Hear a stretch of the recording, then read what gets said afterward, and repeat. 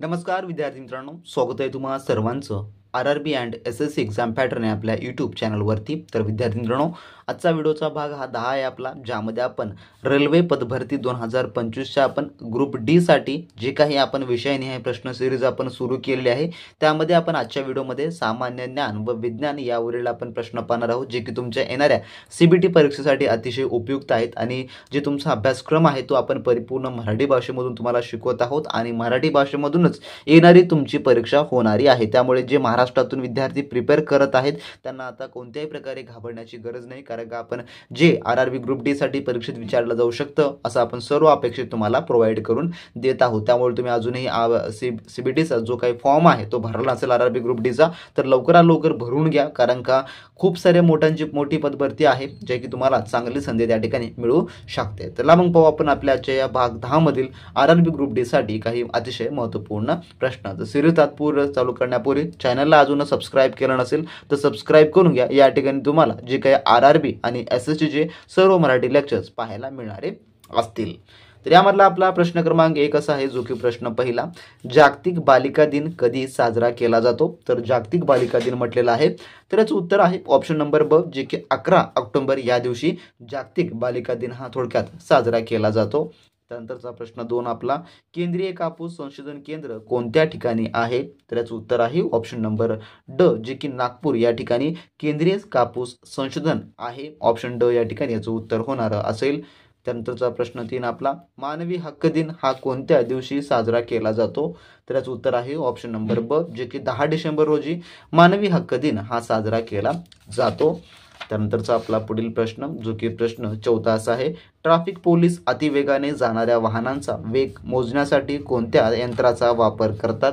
तर याचं उत्तर आहे ऑप्शन नंबर अ, जे की स्पीड मीटरचा जो की वापर करतात। ऑप्शन नंबर अ या ठिकाणी याचं उत्तर होणार असेल। त्यानंतरचा पुढील प्रश्न, जो की प्रश्न 5वा असा आहे, स्वामी कादंबरीचे लेखक कोण आहेत? तर याचं उत्तर आहे ऑप्शन नंबर अ, जे की रणजित देसाई हे जे आहे स्वामी कादंबरीचे लेखक आहेत। ऑप्शन अ ह्या ठिकाणी याचं उत्तर होणार असेल। तर बरेच विद्यार्थी जे आहे जे की आपल्या टेस्ट सिरीज आणि अनलिमिटेड नोट संदर्भामध्ये कमेंट्स करत होते, तर विद्यार्थी मित्रांनो ते सर्व काही तुम्हाला PDF फॉर्मॅटमध्ये मिळणारे आहेत आणि ते अवेलेबल देखील झालेले आहेत, ज्याची किंमत आपण फक्त 400 रुपये ठेवलेली आहे, ज्यामध्ये नोटची किंमत ही फक्त 200 रुपये आहे, तर टेस्ट सिरीजची किंमत देखील 200 रुपये ठेवण्यात आलेली आहे। तर दोन्ही घेतला तुम्हाला तर 400 मध्ये, आणि जर हे घेतला तर मार्केटमधलं कोणतेही बुक्स घेण्याची गरज नाही किंवा तुम्हाला महागडे कोचिंग लावण्याची अजिबात गरज पडणारी नाही आहे, कारण का त्यामध्ये तुम्हाला अनलिमिटेड नोट्स मिळणार आहे। जे काही तुमचे इम्पॉर्टंट टॉपिक्स आहेत आर-आर-बी ग्रुप डी साठी, ते सर्व काही आपण एकत्रित करून तुम्हाला देत आहोत आणि टेस्ट सिरीज मार्फत तुमच्या सर्व काही पेपरचा आपण परिपूर्ण तयारी करून घेत आहोत, ज्यामुळे तुम्हाला परिपूर्ण परीक्षेचं आकलन होऊन जाणार असेल आणि प्रश्न कोणत्या स्वरूपाचे येतात हे देखील तुम्हाला त्याद्वारे माहिती होणार असेल। तर ज्यांना कोणाला घ्यायचं आहे, डिस्क्रिप्शन बॉक्समध्ये लिंक आहे या व्हिडिओच्या, त्यावर तुम्ही क्लिक करून डायरेक्टली त्या ठिकाणी पे करून अनलिमिटेड नोट्स आपले आणि आपल्या टेस्ट सिरीजचा तुम्ही जे काही सोडावा आहे ते तुम्ही त्या ठिकाणी करू शकता। जर तुम्ही ते सोडवला तर 100% तुमची ग्रुप डी ची जे काही कॉन्फिडन्स लेवलची आहे ती तुमची 100% वाढ होणारी आहे। त्यामुळे ज्यांना कोणाला मिळवायचं असेल त्यांनी लगेच घ्या, कमेंट करण्यापेक्षा त्या ठिकाणी तुम्ही घेऊन तुम्ही लागला तयारीला लवकरात लवकर, तर तुमचा अभ्यासक्रम देखील तेवढ्याच लवकरच होणारा असेल। त्यानंतरचा पुढील प्रश्न आपण, जो की प्रश्न 6वा असा आहे, कोरेगाव भीमाची लढाई कोणत्या वर्षी जी की केली गेली होती? तर याचं उत्तर आहे ऑप्शन नंबर क, जे की 1818 साली कोरेगाव भीमाची जी की लढाई झालेली होती। त्यानंतरचा प्रश्न 7वा, सूर्यमालेतील सूर्यापासून 3ऱ्या क्रमांकावर कोणता ग्रह आहे? तर याचं उत्तर आहे ऑप्शन नंबर ड, जो की पृथ्वी हा जो आहे सूर्यमालेतील सूर्यापासून 3ऱ्या क्रमांकावरचा ग्रह आहे। त्यानंतरचा पुढील प्रश्न, जो की प्रश्न आपला 8 असा आहे, 15 ऑगस्ट हा स्वातंत्र्य दिन भारतासह दुसऱ्या कोणत्या देशाचा आहे? तर याचं उत्तर जे आहे ते आहे ऑप्शन नंबर ब, जे की दक्षिण कोरियाचा 15 ऑगस्ट हा स्वातंत्र्य दिन भारतासह दक्षिण कोरियाचा देखील आहे। त्यानंतरचा प्रश्न 9 आपला, महाराष्ट्रातील कोरडवाहू शेती संशोधन केंद्र कोठे आहे? तर याचं उत्तर आहे ऑप्शन नंबर क, जे की सोलापूर या ठिकाणी कोरडवाहू शेती संशोधन केंद्र आहे। त्यानंतरचा प्रश्न 10वा आपला, देशातील पहिल्या महिला परराष्ट्र मंत्री कोण आहेत? तर याचं उत्तर आहे ऑप्शन नंबर थोडक्यामध्ये ब, जे की सुषमा स्वराज हे जे आहे देशातील पहिल्या महिला परराष्ट्र मंत्री आहेत. त्यानंतरचा प्रश्न आपला 11वा, टुंड्रा मृदा कोणत्या प्रकारच्या मृदेचं उदाहरण आहे?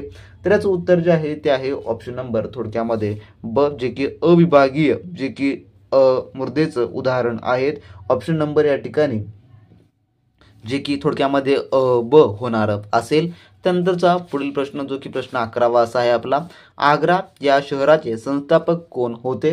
तर याचं उत्तर जे आहे ते आहे ऑप्शन नंबर थोडक्यामध्ये अ, जे की सिकंदर लोधी हे जे आहे आग्रा शहराचे जे की संस्थापक होते. ऑप्शन नंबर अ ह्या ठिकाणी याचं उत्तर होणार असेल. त्यानंतर प्रश्न 13वा, मुंबईमधील जवाहरलाल नेहरू बंदराला कोणत्या नावाने जाणले जाते? तर याचं उत्तर जे आहे ते आहे ऑप्शन नंबर थोडक्यामध्ये जे की ड, नावा शेवा बंदर या नावानं देखील त्याला ओळखलं जातं. ऑप्शन ड ह्या ठिकाणी याचं उत्तर होणार असेल. त्यानंतरचा प्रश्न 14वा, 12 मार्च हा दिवस महाराष्ट्रात कोणता दिवस म्हणून साजरा केला किंवा केला जातो? तर याचं उत्तर जे आहे ते आहे ऑप्शन नंबर थोडक्यात ब, जे की समता दिन म्हणून जे आहे 12 मार्च हा दिवस जो की महाराष्ट्रामध्ये साजरा केला जातो. त्यानंतरचा प्रश्न आपला 15वा असा आहे, डेसिबल ही संज्ञा कशाशी संबंधित आहे? तर याचं उत्तर जे आहे ते आहे ऑप्शन नंबर क, जे की ध्वनीची तीव्रता, आणि जी ध्वनीची तीव्रता असते ती जी आहे थोडक्यामध्ये डेसिबल मध्येच मोजली जाते, म्हणून ऑप्शन नंबर क ह्या ठिकाणी याचं उत्तर होणार असेल. त्यानंतरचा पुढील प्रश्न जो की प्रश्न 16वा असा आहे, सुती कापड उद्योगासाठी कोणता हवामान पूरक असतो? जो काही हवामान आहे तो.